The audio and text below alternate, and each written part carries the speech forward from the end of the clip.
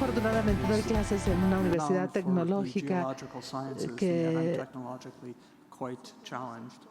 ciencias tecnológicas y asegúnes tecnológicos. No sé si vaya a funcionar este aparato. Muy bien. Pues quisiera comenzar por agradecer a la red por la rendición de cuentas, por haberme invitado con tanta celeridad para que me presentara aquí con ustedes el día de hoy. Es la primera vez que visito México, el México profundo. He visitado muchas de las ciudades fronterizas que no es México, el México profundo, pero me doy cuenta de repente que debo aprender español y aprender más sobre México. Es un país fascinante. Quiero agradecer especialmente a Mauricio Merino, a Lourdes Morales y a Marco Fernández por ser tan grandiosos y cálidos anfitriones. Es para mí un gran honor estar con ustedes y poder presentarme ante este público a hablar sobre este tema. He trabajado en unos 40 países en distintas partes del mundo y he organizado conferencias de esta índole para abordar las cuestiones del combate a la corrupción. A lo largo de mi carrera y conforme se me ha pintado el cabello de blanco, me doy cuenta que cada vez abordo más el tema de la impunidad y que cuando encontramos culturas de impunidad, prospera la corrupción. Y quizá no sea la manifestación más abierta y más obvia de la corrupción. Puede ser una forma de corrupción bastante sutil en la cual la gente se comporta como si no tuviera que rendir cuentas. Ahora, han pasado muchos años en los que he estado trabajando en la cuestión de la corrupción desde el punto de vista de las políticas públicas, pero algo que yo siempre he pensado y que manifiesto en este tipo de conferencias es que el combate a la corrupción, la rendición de cuentas y eliminar y superar hasta donde se pueda la impunidad es algo sumamente difícil y requiere que se piense en la forma de cómo lograr la rendición de cuentas y de cómo controlar las expectativas, porque las cosas no pasan así tan rápido. He hablado con la gente y pensamos en la habilitación de la legislación y cómo vamos a aprobar las leyes que sean necesarias para poder cumplir con la Convención anti sobornos de la OSD. Es muy difícil controlar las expectativas para poder minimizar el cinismo de parte de la gente. Pues, ¿qué es la impunidad? Pues la impunidad quiere decir estar libre de tener que rendir cuentas.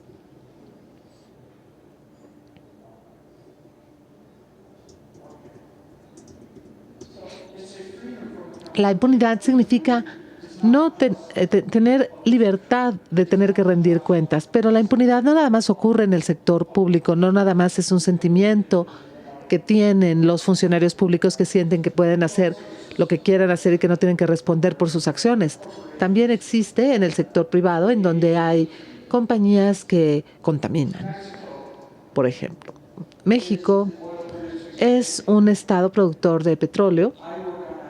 Yo trabajo en África, he estado trabajando en África durante 35 años, he estudiado África, he ido a África, he estado en conferencias como esta en varios países africanos. Y en África, el comportamiento increíble que tienen las compañías privadas que trabajan en el sector petrolero es algo que me deja sin palabras y que me enfurece, porque vemos cómo han destruido la delta del río Nilo, en donde el programa se ve que los programas de control ambiental dicen que tomaría 100 años revertir los daños ocasionados, y ellos están impunes, y están impunes porque están aprovechando las lagunas que existen en la estructura jurídica que les permite contaminar Esto significa que ellos pueden cometer delitos, crímenes, yo les llamo crímenes, sin temer al castigo, están libres de castigo. La impunidad también puede encontrar su expresión en la violencia extrema que silencia al pueblo. Hay países en donde la violencia silencia al pueblo. Donde hay violencia, hay criminalidad. Y la criminalidad y la corrupción tienden a acompañarse una a la otra. Trabajan de manera conjunta, funcionan de manera conjunta. Entonces, la pregunta es, ¿cómo podemos lograr la rendición de cuentas? En francés no existe la palabra accountability o rendición de cuentas. También me imagino que no hay una sola palabra en español. Es un concepto. Hay varios conceptos que están empaquetados dentro del concepto de accountability o rendición de cuentas. Hay que pensar en esos conceptos que nos habilitan para avanzar y pensar en la impunidad. Uno de los conceptos que forman parte de esta noción de la rendición de cuentas es la responsabilidad social o la responsabilidad política, como lo dijo muy elocuentemente alguno de nuestros presentadores. Los funcionarios públicos son responsables de lo que hacen.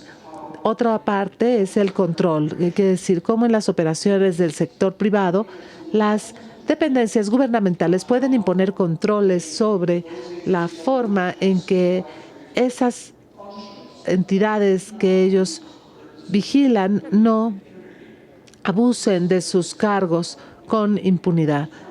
Esta es una función de auditoría interna de alguna manera, pero cada uno de los conceptos, ya sea la responsabilidad social, la responsabilidad política o el control, tiene dentro de sí mismo ciertos conceptos que implican ciertas acciones, y esto se remite a la idea de que los funcionarios públicos son responsables, deben responder por lo que hacen.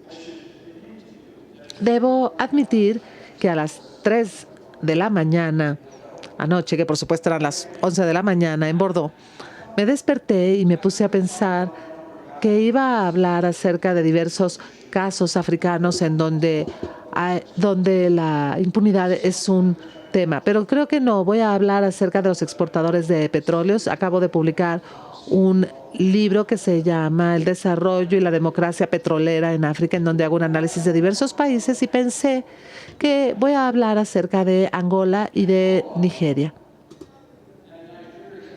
Angola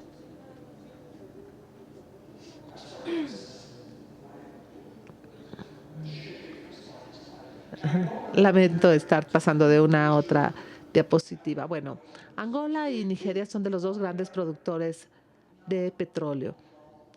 No están al nivel de Arabia Saudita, aunque Nigeria está cerca de llegar a ese nivel, pero son dos de los grandes productores de petróleo. Nigeria es un país grande, un país importante, independientemente de toda la mitología que escuchamos al respecto y de los diversos rumores de corrupción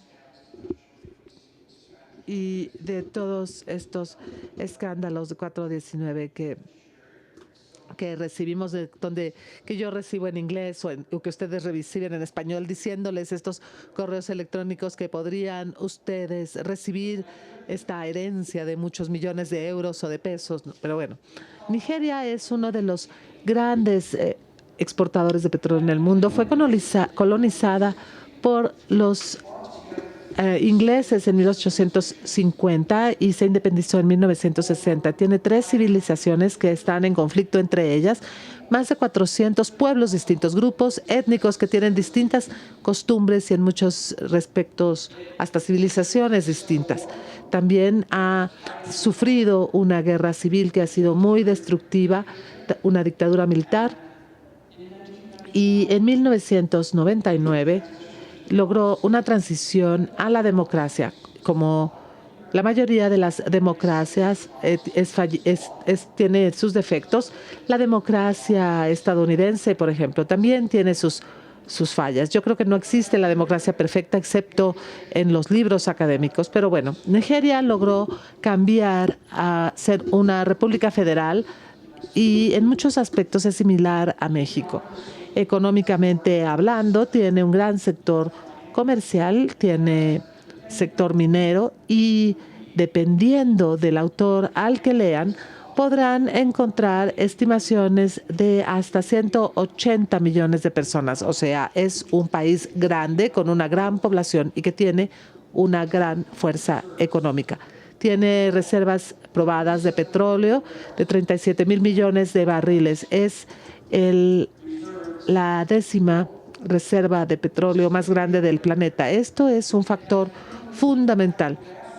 También tiene reservas probadas de gas de 5.12 trillones de metros cúbicos, que es la 9ª más grande del mundo. El único otro país que se acerca y que es el número 12 es Mozambique, y este es un descubrimiento apenas muy reciente. Nigeria tiene la capacidad de exportar 3 millones de petróleo crudo, dulce y ligero. El petróleo se evalúa con base en su gravedad. La gravedad es ocasionada por la viscosidad del mineral.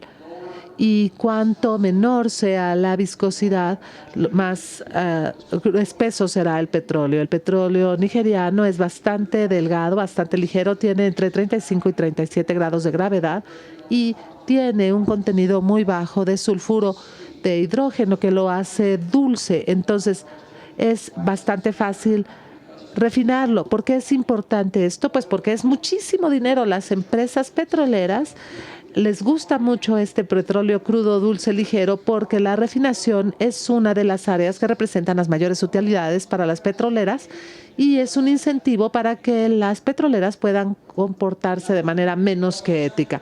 El sector petrolero nigeriano está nominado por la Compañía Petrolera Nacional Nigeriana, la NNPC, porque la NNPC está en los noticiarios en estos días y ha estado en los noticieros internacionales a causa de la corrupción y de esta impunidad perversa que me deja a mí atónito. ¿Cómo es posible que esta gente piense que se puede salir con la suya? Y lo peor es que lo hacen. Y este es uno de los grandes problemas.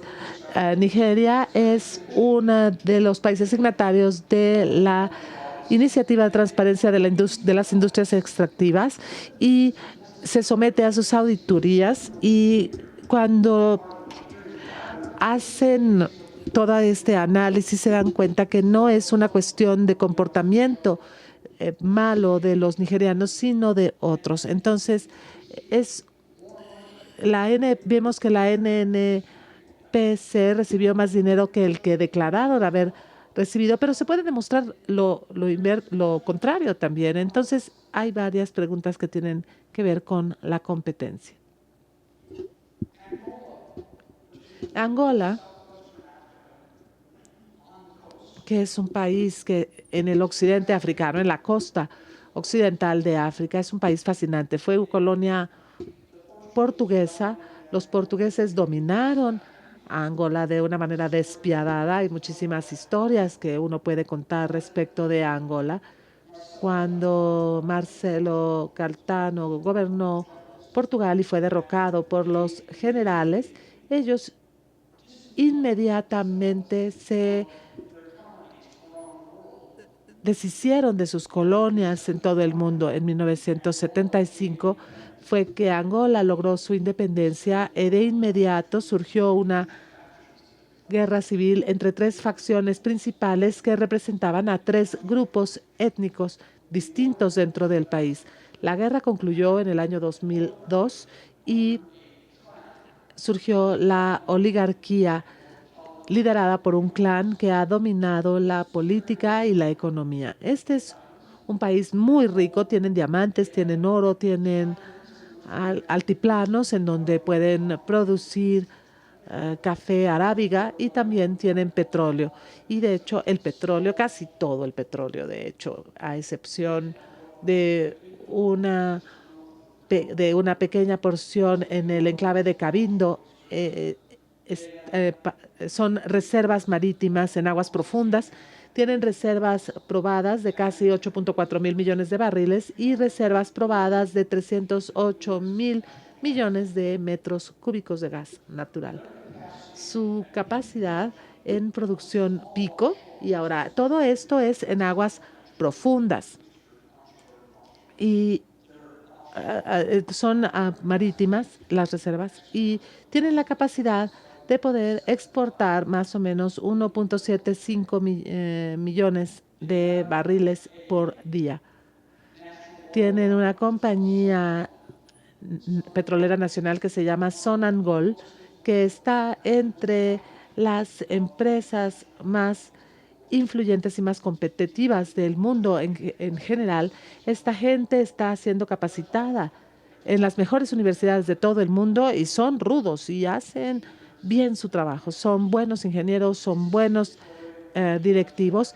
Ellos también son signatarios de la EIT y a Angola pues no le importa que no cumpla nada. Ellos están bajo el mandato de José Eduardo de Santos, que piensan que estas cosas no son importantes.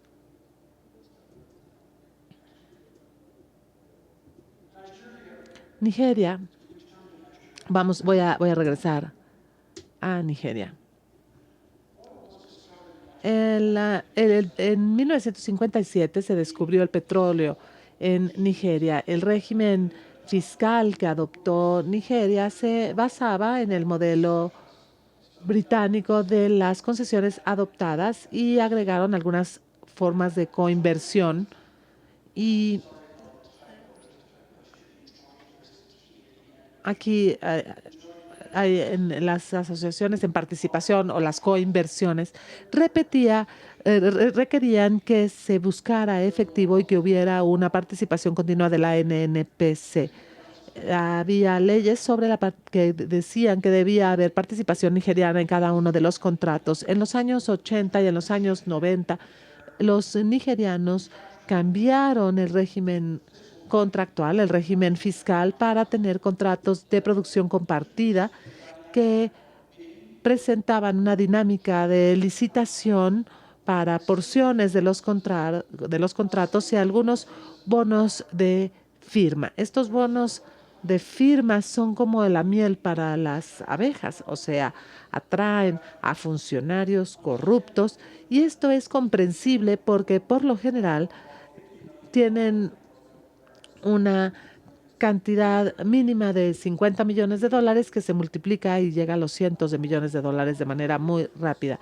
El efecto de esta historia un tanto atribulada de Nigeria es que llegaron varios gobiernos militares uno atrás del otro y la guerra civil terminó en 1970, pero los gobiernos militares llegaron y se apoderaron de los ingresos petroleros y los distribuyeron entre ellos mismos. Pero no estamos hablando de cantidades nimias de dinero, estamos hablando de cientos y cientos de millones, miles de millones de dólares que la gente se robó y expatriaron el dinero a cuentas en Suiza y en otros países remotos que utilizaron como medios para esconder el dinero. La iniciativa de recuperación de activos del Banco Mundial y de las Naciones Unidas siguen tratando de desenredar y de descubrir en dónde quedaron este dinero. Es un sistema profundamente corrupto que en gran medida opera bajo secreto, bajo secrecía. Entonces, ¿cuándo terminaron estos gobiernos militares? El dinero estaba tan oculto que la gente no lo podía encontrar. Eran cantidades enormes, enormes, cientos de miles de millones de dólares desaparecidos que no se podían encontrar, que se habían desaparecido desde 1957. Y cuando uno va a Nigeria, es un país de contrastes, donde vemos gran riqueza, grandes rascacielos y vemos a mucha gente que va siendo conducida por choferes en carros, en Mercedes-Benz, y también vemos limosneros y mendigos en las calles. Y esto es muy visible. Y esto de alguna manera nos aterriza en la realidad. El petróleo es muy importante para el gobierno nigeriano. Es un gobierno federal y representa el 75% de los ingresos presupuestales del país y el 95% de las divisas que se obtienen en el país. Es imposible soslayar la importancia que tiene el petróleo para el gobierno nigeriano, pero los montos de dinero son tantos, que los problemas de fuga de dinero son increíbles. La cantidad de dinero que se roban, con las que se comete peculado, que se malversan. Hay tantos, son cientos de millones de dólares. Y uno se pregunta, bueno, ¿cómo es que el pueblo lo tolera? ¿Por qué lo soportan? ¿Por qué piensan que esto es correcto? El presupuesto nigeriano trabaja bajo la figura de los porcentajes y de distribuciones. Entonces, el 54.6% va al gobierno federal y a los 38 estados se va el 24.7% de los ingresos que acumula el gobierno nigeriano. Sí, tienen un impuesto sobre la renta, pero no es muy eficaz, no es una cantidad muy grande cuando se compara con los ingresos petroleros. Los gobiernos estatales reciben el 24, casi el 25%, y un poco más del 20% se asigna a los casi 700 gobiernos locales que hay en Nigeria. Los gobiernos estatales reciben las asignaciones que se hacen a cada estado y del estado lo divide dentro del propio estado. Entonces hay como un sistema de distribución muy escalado. Los gobernadores estatales en Nigeria son como los señores medievales. Ellos pueden decidir quién vive y quién muere. Ellos tienen una casi, y subrayo, casi total impunidad. Los gobernadores estatales, junto con la entidad recaudadora de impuestos sobre la renta en Nigeria, hace como un año y medio se reunieron y me di cuenta que cada vez que uno de los oradores hablaba y decía el nombre de un gobernador, todo el salón explotaba aplaudiendo, diciendo, sí, por supuesto, nosotros le rendimos homenaje a este hombre. Y yo pensaba, esto es totalmente disfuncional porque es un oficial electo, es un funcionario público electo, que es un representante del electorado. Y lo están tratando como si fuera un dios o algo parecido. Esta gente no tiene ninguna o poca rendición de cuentas y operan con gran impunidad. Los presupuestos en Nigeria utilizan una marca de referencia para la producción. En el año 2015, el gobierno federal nigeriano estableció una marca de referencia de producción de 2.3 millones de barriles de petróleo por día y se esperaba un precio mínimo de $53 por barril. Pero el problema con haber hecho esto, independientemente del país del que se trate, es que cuando la producción cae debajo de ese punto de referencia o cuando el precio del petróleo cae por debajo de los $53, que me parece que el día de hoy lo es, porque el Brent, la mezcla Brent está como en $51. Me podrían corregir, pero el Brent está más o menos pasando entre 47 y 52. Lo ha estado por lo menos durante el último mes. Entonces, la cuestión del petróleo y el precio del petróleo se vuelve muy importante y este punto de referencia entra al juego de definir qué pasa con el dinero y qué pasa con la impunidad de estos funcionarios que desvían los recursos para sus usos y goces personales. Entonces, la falta de rendición de cuentas es un gran problema. Y Angola también es un país que tiene una gran dependencia del petróleo, de la producción petrolera. Cuando descubrieron el petróleo en Angola en 1967, fue una compañía que se llamaba Gulf Oil, que ahora es parte de Chevron y Texaco.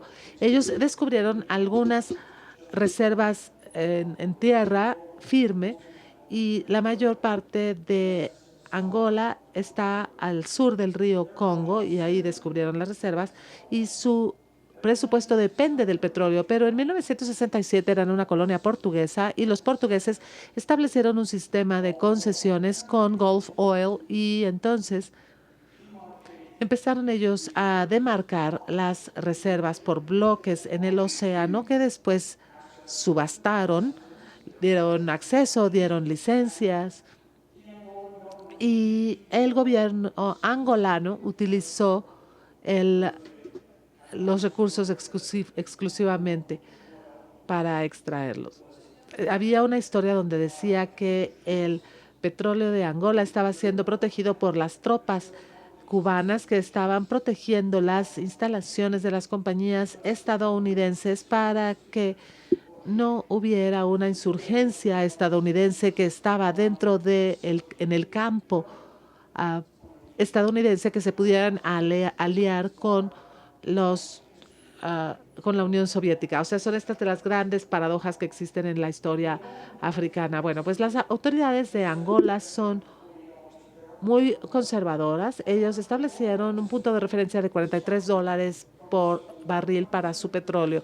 Sin embargo, ellos atravesaron una guerra civil de 27 años y es muy difícil poder ver cuál es el efecto o tratar de aminorar el efecto que tiene esta guerra sobre el pueblo. Angola es signatario del EIT y ellos hay un instituto de gobernanza de recursos naturales que está encabezado por la Danny Kaufman, con quienes yo trabajaba en el Banco Mundial. Cuando ellos lanzaron esta iniciativa de publicar lo que se paga, British Petroleum habló acerca de lo que había pagado al gobierno angoleño y le dijeron, bueno, ahora ya han dejado de cumplir con sus contratos y siguen siguen divulgando toda esta información, pues les vamos a cancelar los contratos. Por supuesto, la BP publicó otros documentos que habían sobre dinero que habían pagado.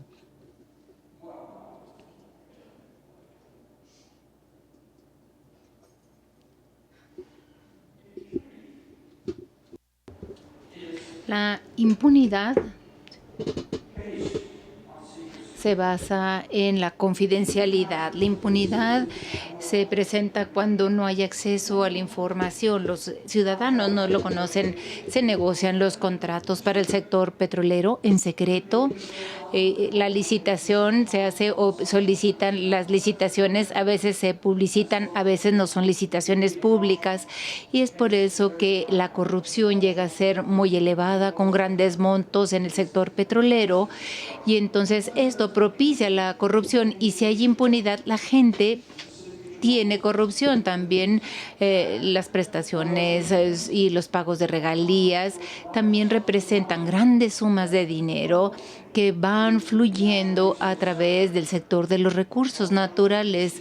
Así, los periodistas pueden buscar información, pero a veces no tienen éxito o a veces resultan asesinados a causa de eso. África tiene muchos ejemplos de un manejo disfuncional de los recursos naturales. Estos dos países que menciono son clave en esta parte.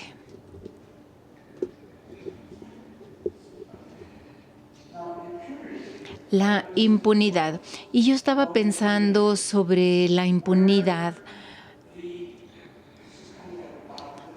Esto realmente una fórmula como que presenta Buckler. Yo creo que ustedes han visto esto, que tenemos la no transparencia y la no rendición de cuentas nos lleva a la impunidad. Si no hay transparencia y no hay esta rendición de cuentas, obviamente vamos a tener impunidad, y la confidencialidad o el secreto es esencial para todo este proceso. Los regímenes fiscales para el sector de recursos naturales es algo crucial, porque es donde se tienen las corrientes de ingresos, los contratos, las distribuciones, y hay pocos contratos. Las auditorías a veces son esporádicas o no se reportan, y la parte de confidencialidad también es endémica. Este secreto es endémico. Hay impunidad en estas relaciones de negocios y estados en África.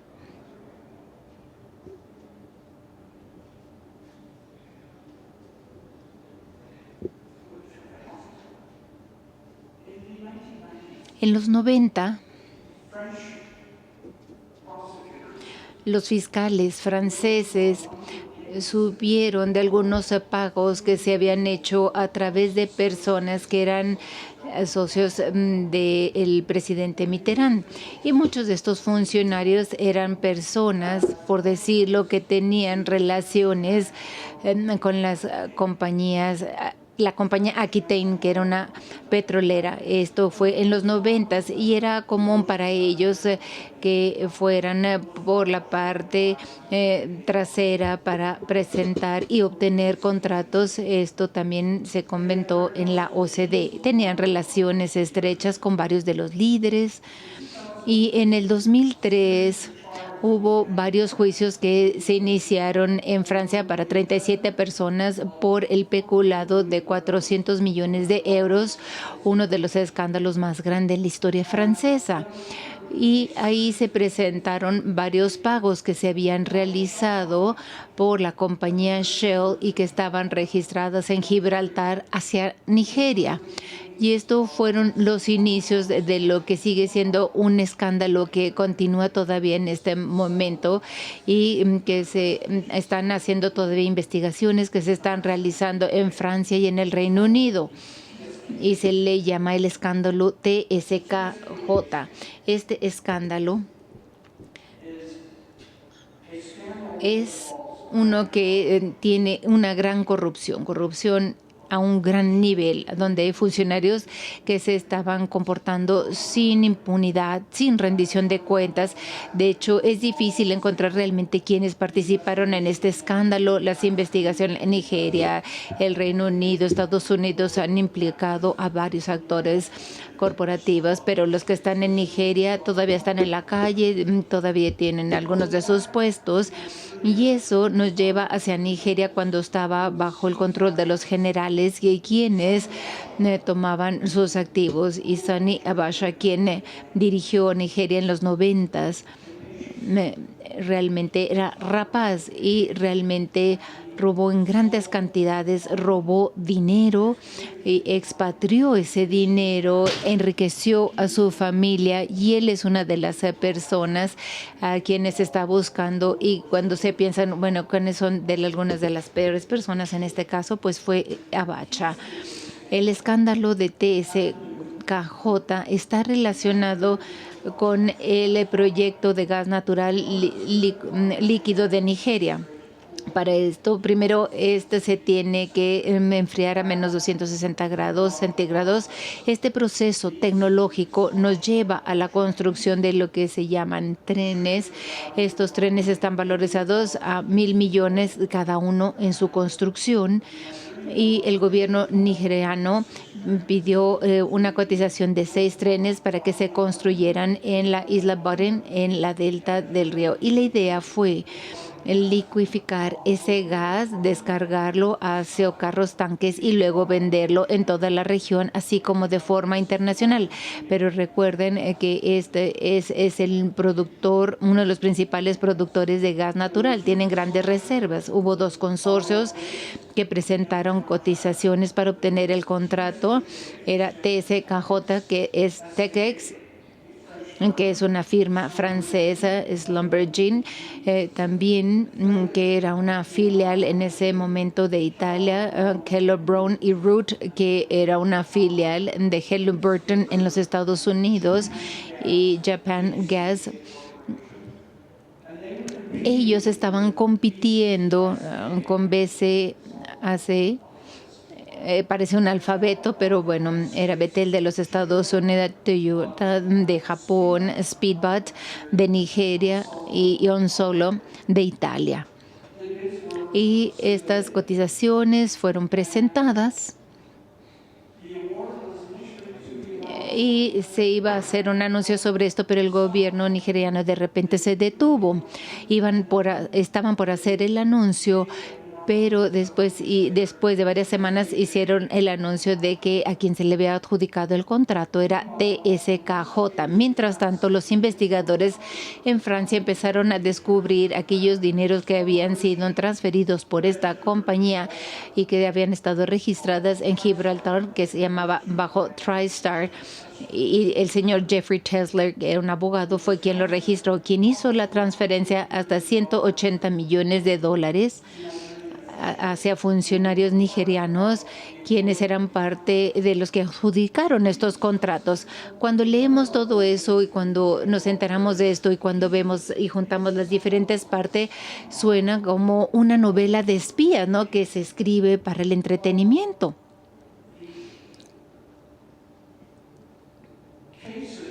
Los casos continuaron.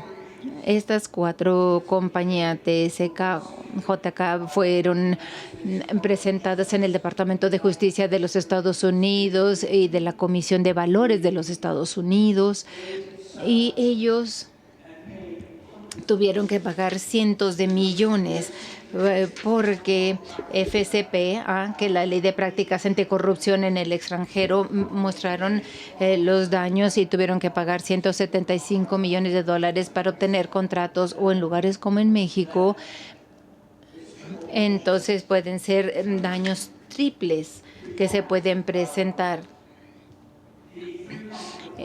Aquí estas son las 4 compañías que tuvieron que pagar millones en multas. El señor Stanley, el CEO de KBR, que es una filial de Halliburton, está en prisión. Jeffrey Tesler y su colega Wojciech Chodan, ambos están en prisión en los Estados Unidos. Y los casos todavía continúan en Nigeria, todavía hay procedimientos sobre ello, y aquí hay diferentes personajes que fueron parte de la Secretaría de Petróleo de Nigeria que todavía están en la calle. Nigeria, lamentablemente, tiene una historia de funcionarios de alto nivel quienes han sido declarados como culpables.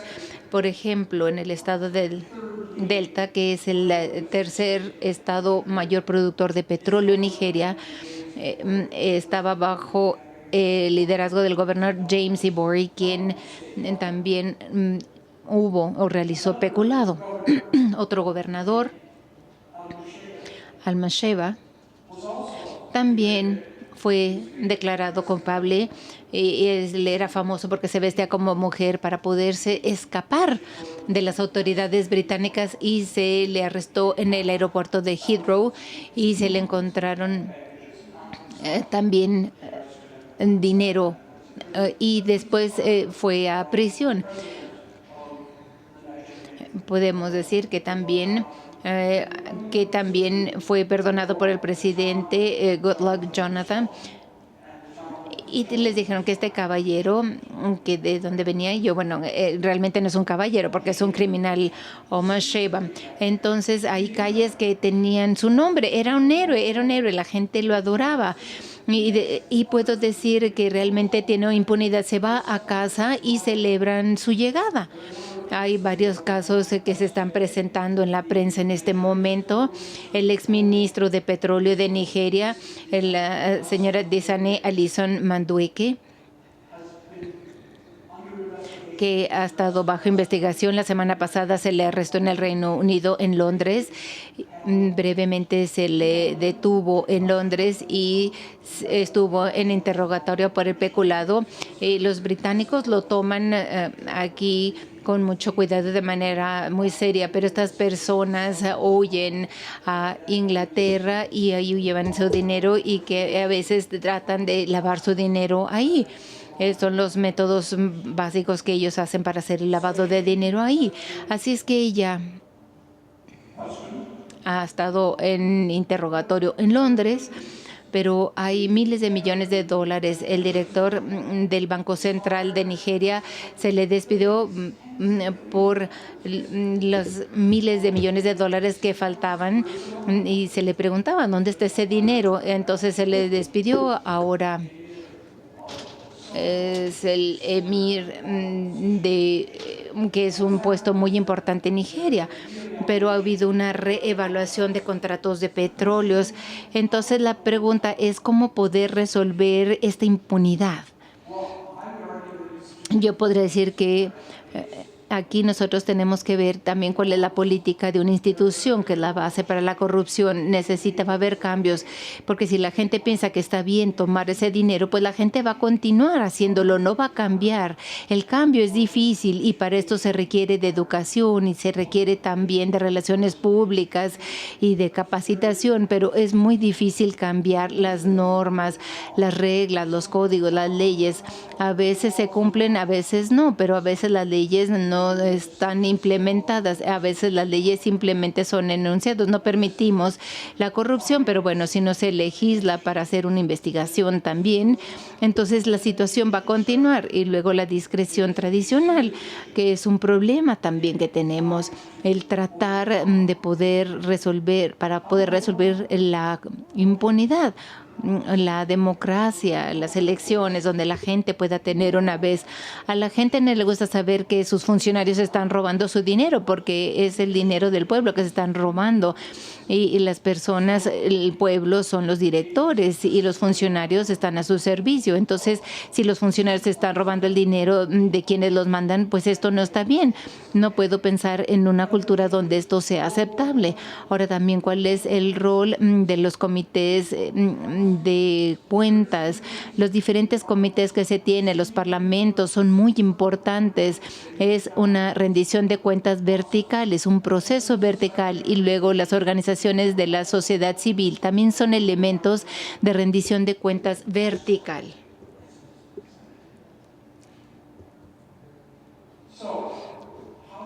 ¿Cómo poder resolver y evitar la impunidad?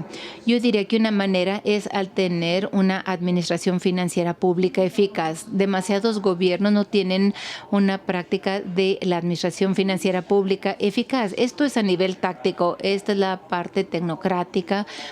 Hay otros países en donde yo les comento cómo puede ser el proceso presupuestal para minimizar la corrupción, o cómo asignar los presupuestos para que no haya corrupción. Entonces hay gastos fiscales que están en sus presupuestos, en la asignación al presupuesto, y luego las auditorías internas que se dan de forma periódica dentro de una secretaría, y las que son auditorías externas, para que cuando tengamos los resultados de la auditoría y si se hacen de forma oportuna.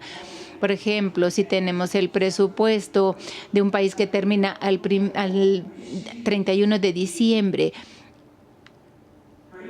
y luego se tiene un desglose de los gastos y cómo se hicieron esos gastos, y luego se transmiten estas sumas al auditor general y reporta en 3 o 4 meses, hay una acción que se está tomando para decir, bueno, dijeron que se está haciendo este proceso, pero no se ha hecho, no vemos que esto se haya cumplido, o no se haya construido este hospital, o no vimos que se ha hecho lo que tú dijiste que se ha hecho.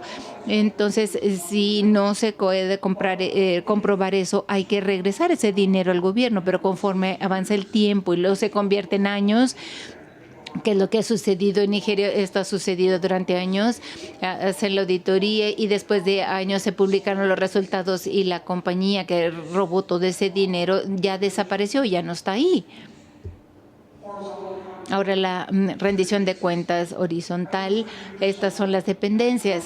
También estuve en comisiones anticorrupción, soy fan de ellos, y pienso que las comisiones de anticorrupción es para que el gobierno diga, bueno, estamos haciendo esto, realmente lo estamos haciendo, tenemos una comisión anticorrupción, pero luego no hace nada, o esta comisión anticorrupción no tiene suficiente presupuesto, porque supuesto la comisión tiene que ser independiente. En Hong Kong, por ejemplo, donde realmente no hay impunidad, porque ahí tienen un presupuesto elevado. En Burkina Faso, por ejemplo, ellos se reportan al primer ministro. El presidente realmente casi podía hacer lo que él quisiera.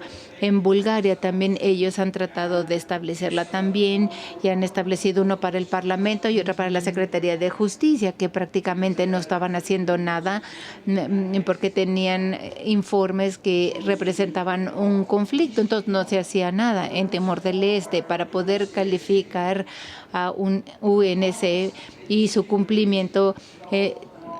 Ellos tuvieron una comisión anticorrupción, pero no hace gran cosa. Y por último, las organizaciones de la sociedad civil son cruciales, así como los medios, para tener un control contra la corrupción.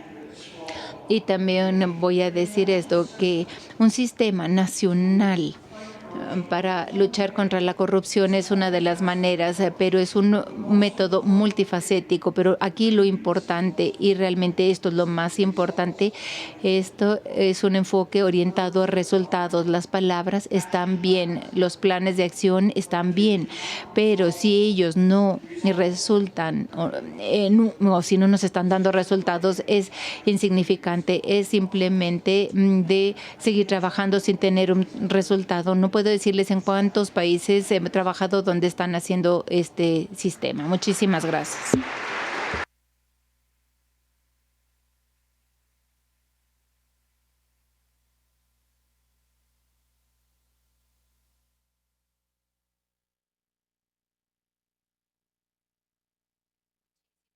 think that was very informative, and I'm particularly grateful for the concluding remarks about some anti-corruption efforts that do work.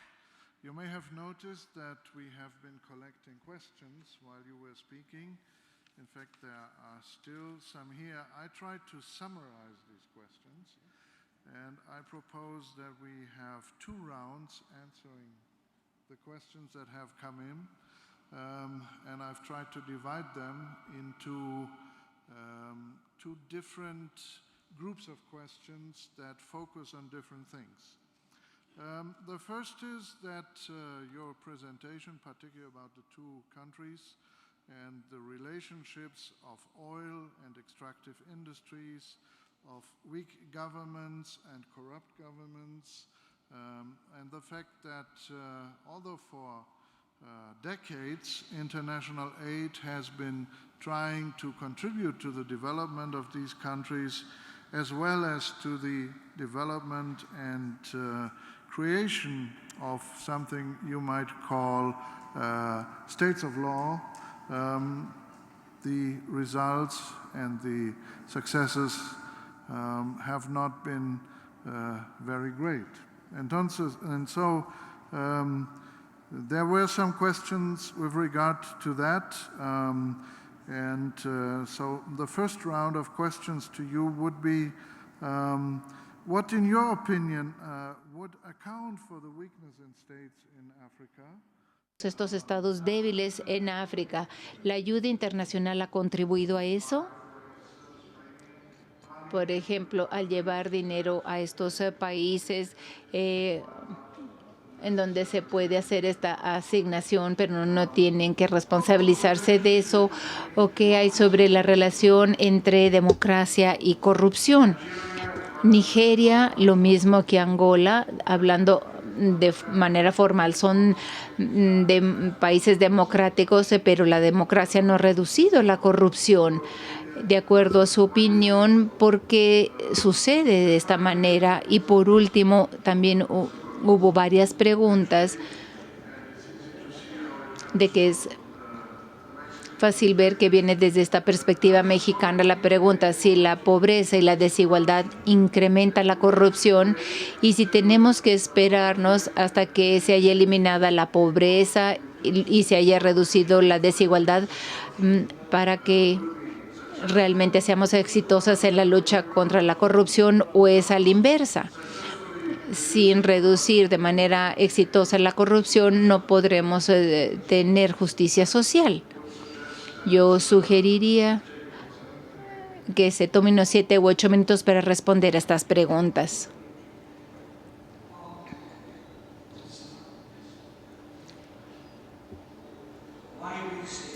¿Por qué hay estados débiles?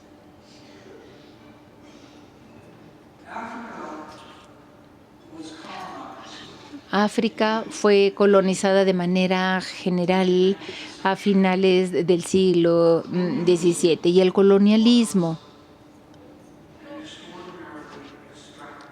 fue un conjunto de prácticas extractivas y hubo dependencias y oficinas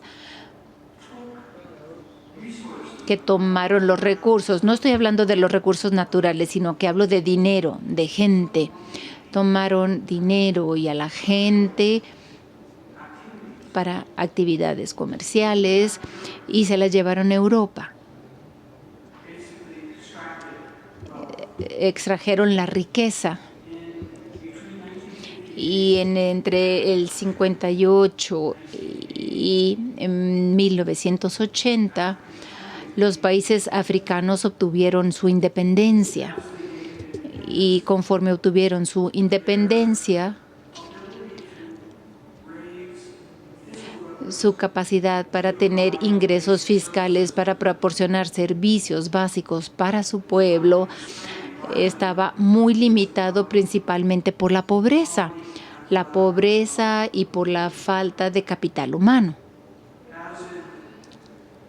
Lo mismo como en otros países alrededor del mundo, la triste realidad es que las personas más talentosas se fueron de estos países porque tenían oportunidades limitadas y se fueron a esos países donde las oportunidades no eran tan limitadas.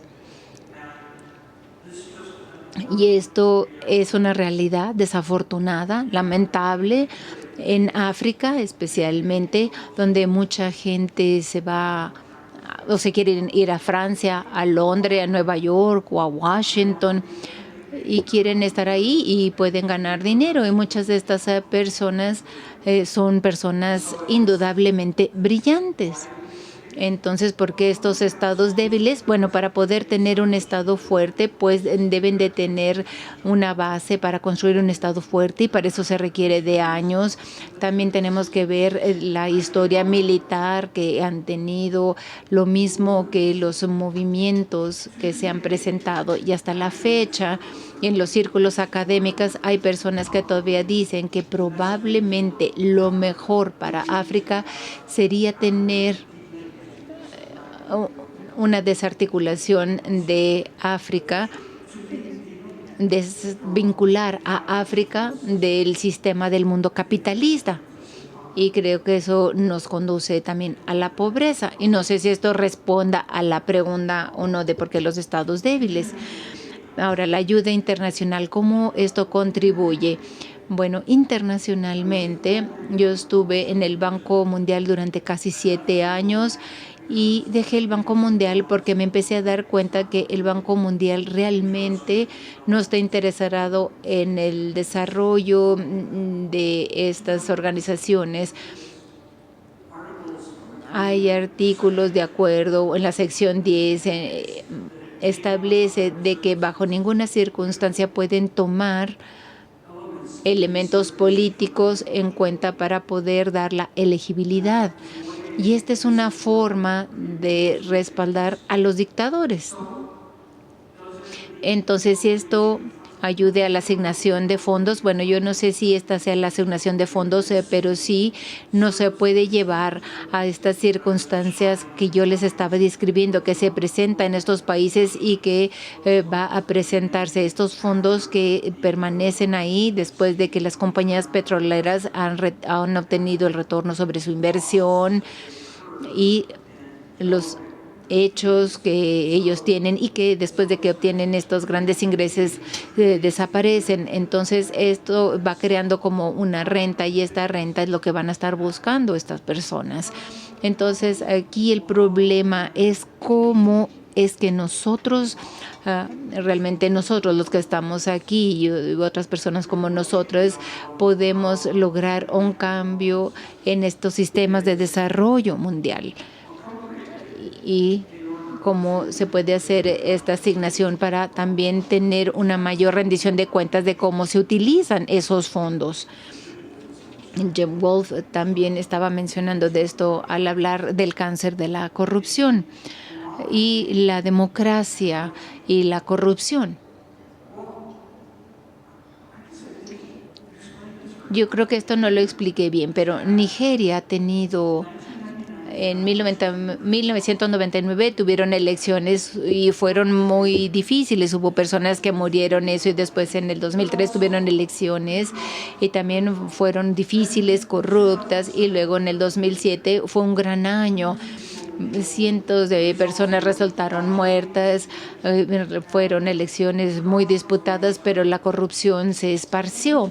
Pero después en el 2011 con las elecciones que fueron mejores y las últimas elecciones que se presentaron en un cambio, aunque yo iba a hablar de esta presentación y bueno, no lo hice porque ya no tenía tiempo, pero puedo decir que durante las últimas elecciones se trató de tener una dependencia, por ejemplo, que iba a requerir que las petroleras que estaban importando productos de petróleo en forma de gasolina a Nigeria porque no tienen capacidad de refinación, estas compañías petroleras, la Secretaría del Petróleo, esta señora que está en investigación en este momento en el Reino Unido, estaba pidiendo $8 por tonelada. Y lo hacía por cada tonelada métrica que ellos estaban llevando a Nigeria para fines de venta al menudeo. El propósito era obtener cientos de millones que se fueran a utilizar para el financiamiento de las campañas. Y esa cuestión es increíble en términos de corrupción, incluido en mi país. Es una de las grandes discusiones. Y el problema de ELF se ocasionó porque Jacques Chirac estaba buscando financiamiento para las campañas. La corrupción y la democracia están muy, muy juntos y sí tiene un impacto. La corrupción es un efecto colateral de los gobiernos democráticos, pero no queda claro que los individuos y las compañías, ahora que las compañías ahora son consideradas personas también en nuestros países, me parece que es un cambio de lógica extraordinario, pero ese es otro tema.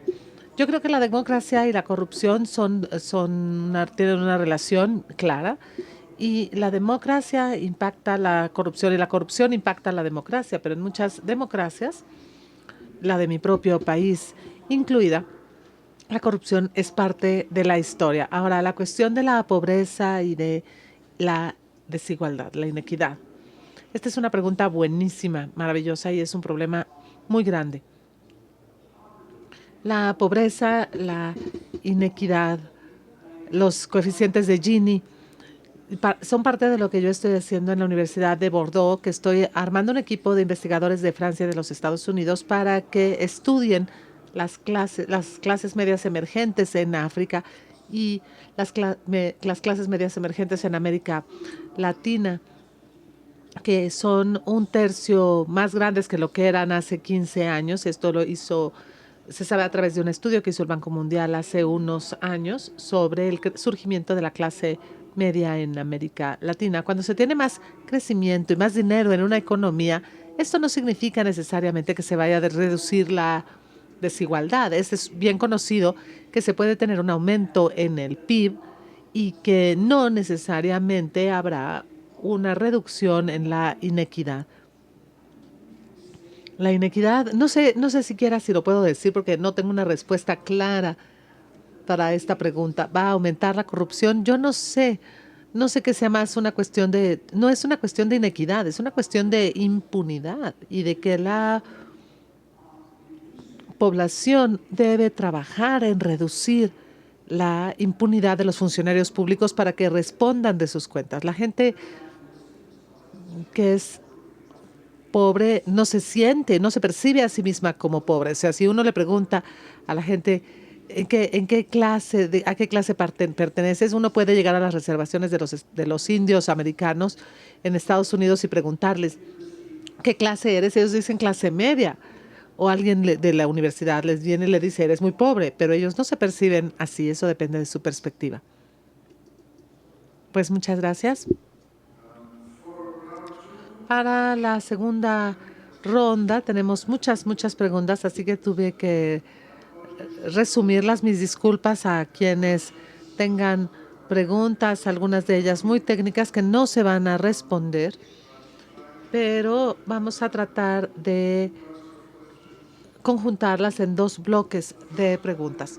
La primera tiene que ver con la corrupción y las empresas. Una de ellas se refería a una empresa de mi país, de la Volkswagen, alemana, porque ahora se supone que estaban tratando de poder de tener mayores emisiones de las permitidas mediante la manipulación del software en los vehículos que fabricaban. Entonces, la gran pregunta es que si empresas tan grandes de países como Alemania, que por lo general, de los que por lo general se tiene la imagen que son menos corruptos, participan en la corrupción. Entonces, ¿cómo podría esperar uno que empresas de otros países que tienen una posición menos firme no sean corruptas? Pero la pregunta entonces sería, ¿qué se puede hacer para tener una mejor supervisión de las compañías multinacionales para reducir su corrupción y el pago que estas compañías hacen a los funcionarios públicos para poder mejorar sus utilidades en la extracción de recursos en lo particular? Las otras preguntas se refieren fundamentalmente a qué es lo que usted propondría para México. Al final de su presentación, usted presentó varios ejemplos que usted considera que son ejemplos de instituciones que funcionan bien, y creo que la pregunta que realmente está detrás de esto es bajo qué condiciones políticas es posible construir instituciones anticorrupción que sí funcionen, qué tipo de alianzas son necesarias para que haya suficiente poder político detrás de los esfuerzos anticorrupción. En México mucho es impulsado por la sociedad civil. ¿Eso es suficiente o a quién más se necesita recurrir para poder construir instituciones que funcionen como el ejemplo que usted mencionó de Hong Kong, que es como un subestado de un estado muy autoritario y está teniendo elecciones, pero con un impacto limitado porque el Partido Comunista Chino es quien determina quiénes serán los candidatos, básicamente. Pero la pregunta es, ¿cuáles son las condiciones políticas que se deben tener para poder tener instituciones anticorrupción que funcionen adecuadamente?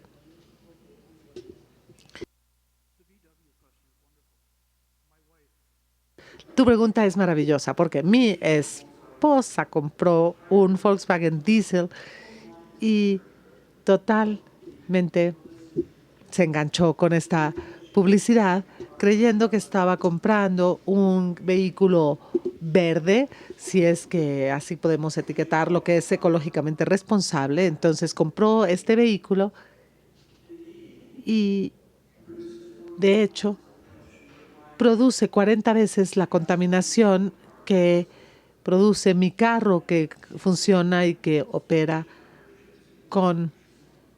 en gasolina. O sea, mi esposa estaba enfurecida. Y si estuviera aquí, porque ella habla español, bueno, les diría todo, ¿no?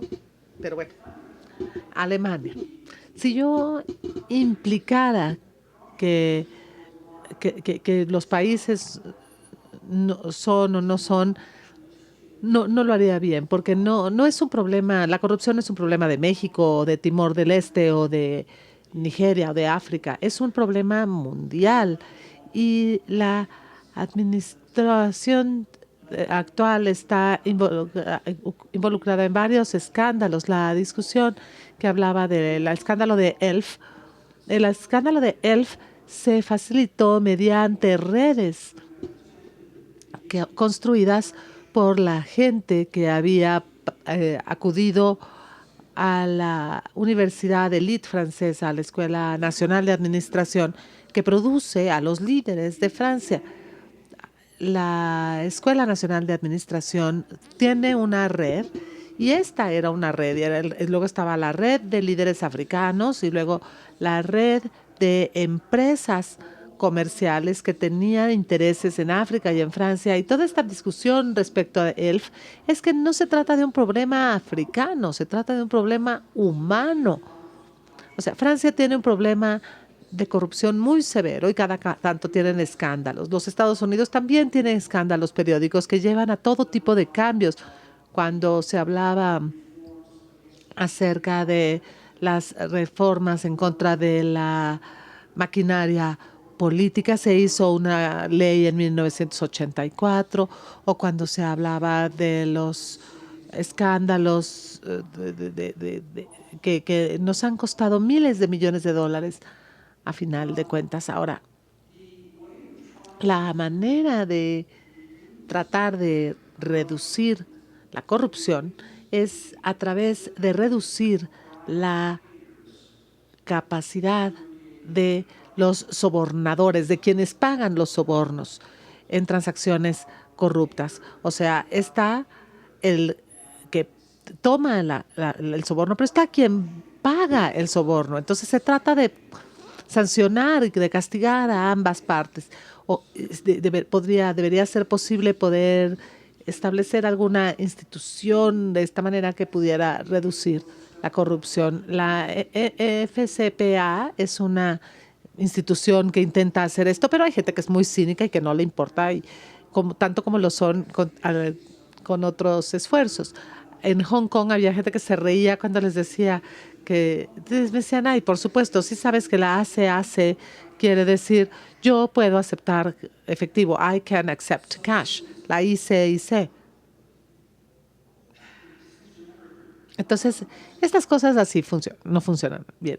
Y en lo que se refiere a México, yo me siento un tanto renuente a hablar de un país de que no conozco a profundidad, porque no hablo la lengua, no conozco la cultura a profundidad, y yo me sentiría muy tonto si tuviera que recetarle algo a México, excepto por las cuestiones que se pueden hacer orientadas a resultados.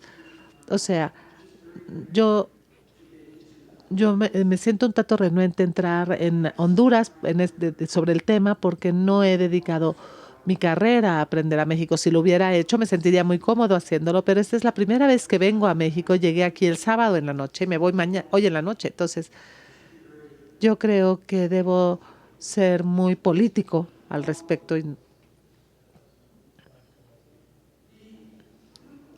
Por lo que se refiere al poder político respecto a las cuestiones anticorrupción, es importante, porque la voluntad política o el compromiso político, escribí de hecho un documento hace varios años para el Banco Interamericano de Desarrollo de cómo se podría obtener el compromiso político y la voluntad política para combatir la corrupción. ¿Cómo se logra el compromiso de los políticos para combatir la corrupción? Y bueno, pues hay más preguntas que respuestas al respecto, porque no es fácil de responder. Yo creo que es el académico en mí o el profesor que vive en mí que no me deja sacudirme de esta actitud. Pero yo creo que preguntarse, cuestionarse es lo que lleva a respuestas y esfuerzos mucho más fructíferos. Hay que plantearnos preguntas que nos permitan explorar distintos aspectos del mundo, que nos permita buscar respuestas, que a su vez nos permita entender a mayor profundidad qué es lo que se podría hacer. Las condiciones que llevaron a que la ICAC de Hong Kong, no sé si ustedes conozcan que el establecimiento de esta comisión, la ICAC, había un comisionado de policía, Peter Grobler, que había estado admitiendo sobornos en los años 70, que estaba admitiendo grandes sobornos de los traficantes de drogas, de heroína, que venían del Triángulo Dorado del sureste asiático y estaban utilizando a Hong Kong como puerto de tránsito. Y él estaba recibiendo grandes pagos que se le depositaban en cuentas bancarias. La autoridad de la colonia británica, que en aquel momento Hong Kong todavía era colonia británica, empezaron a investigar como comisionado de la policía, y cuando supo que estaba siendo investigado, tomó un ferry a Macao y ahí agarró un vuelo a Canadá y le tomó años a la autoridad de Hong Kong atraparlo. Pero después de eso, los funcionarios británicos de la autoridad de la colonia hizo una comisión que estaba bajo la gestión de un señor que se llamaba Blair Kerr, y la comisión Blair Kerr estableció la Comisión Independiente en contra de la corrupción a través de varias leyes, incluyendo la Ley para la Prevención de la Corrupción. Y este órgano es muy importante para tres cosas. Primero es que resulta muy caro y hay mucho dinero que se le asigna a esta institución. Por otro lado, es que vemos que hay mecanismos de rendición de cuentas. Entonces, no puede empezar a investigar a un individuo antes de haber pedido autorización para la investigación. Y entonces esto da derecho a que haya gente que los esté apoyando. Y por otro lado, tienen poderes extraordinarios en donde si hay sospecha de corrupción pueden incautarles sus cuentas, su dinero, sus casas. Entonces, el efecto que tiene esto es que disuade a la gente en Hong Kong de participar en actos corruptos, y la ICAC ha ayudado a transformar el área especial económica de Hong Kong en una de las áreas menos corruptas del mundo, seguida de Singapur, que tiene un buró de protección en contra de la corrupción. Y esta autoridad también es muy eficaz. Esta es una parte de la policía, y en Singapur no participan tanto como en Hong Kong. En Hong Kong se tiene una rama de vinculación comunitaria y de operaciones y de relaciones públicas. La gente de operaciones toma como el 90% del presupuesto que tienen, pero tienen este enfoque de tres patas. Pero Singapur dice, nosotros nada más investigamos. Y si hay corrupción y ya.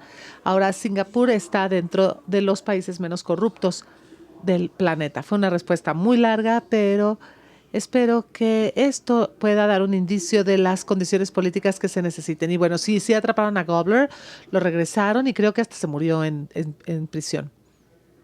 Muchas gracias, John.